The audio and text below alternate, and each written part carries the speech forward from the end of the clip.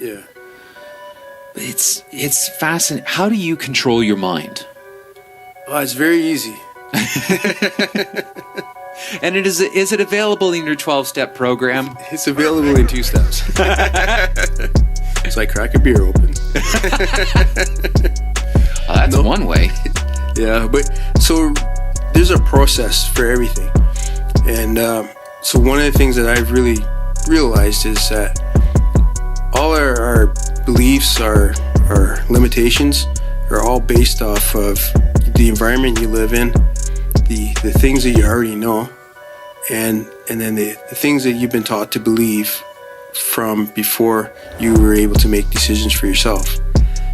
But I've also know that you have your own power. Like our book series is called Your Invincible Power, and it's because it's about the reader's power, right? Everybody has their own power of free will, and the only time that you don't have that is when you give some of that away. So once you start to realize that part of your thought process is your environment, which you can change and control your environment, part of it is your knowledge. So you have certain beliefs to protect you, and those beliefs are only there to protect you until you learn enough to be able to shed that belief. So as you learn things, your job is not just to learn things. A lot of people learn things and never change their life.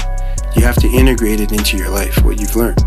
And once you start to integrate that into your life, it'll automatically cancel out one of your beliefs.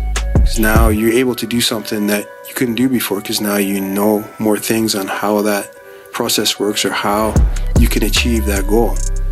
So to change your mind, you have to learn skills. You have to, change your attitude to be able to adjust your environment. So it's a process. It's not a simple step, and it's different for everybody. So the path of success for one person is not exactly the same as the next person. So when guys are going to, or people are going to these gurus, paying all kinds of money for coaching and retreats, and then they're trying to use that blueprint that person used, some people it works out great for them, but most people it doesn't, because you have to customize what you've learned to your own life and to your own beliefs and hurdles. Sometimes those blueprints strike me as what worked yesterday. It's it could be what works yesterday, but I really think that everything has use, but you have to customize it. You can't just take it word for word. You got to look at it and say, okay, how does that apply to me?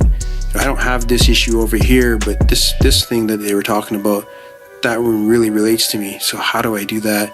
And then you crack open a beer and you start to figure out how it works, how it applies. But the key is you're taking action. You're not just sitting back and listening to something. You're actually taking action on something. Yeah, it's taking action, but it's even farther than that. It's integrating it. You got to integrate it into your life. Because once it becomes a part of your thought process and a part of the way that you see things through your lens, then the taking action becomes a natural course. But if you're just gathering information and you're throwing it in your notepad and you look at your notepad once in a while, it's never going to become a part of your process. It's just going to be, some cool shit that you know. Right. I bet you picked up a lot of that stuff over the years, though.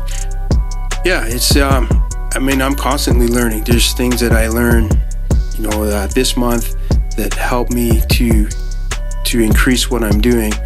So there's things that say there's beliefs that I have that are hurdles that I don't realize I have until I learn a new piece of knowledge, and then all of a sudden I'm like, oh, but I used to think this, I didn't even realize it, but it's because I just didn't know.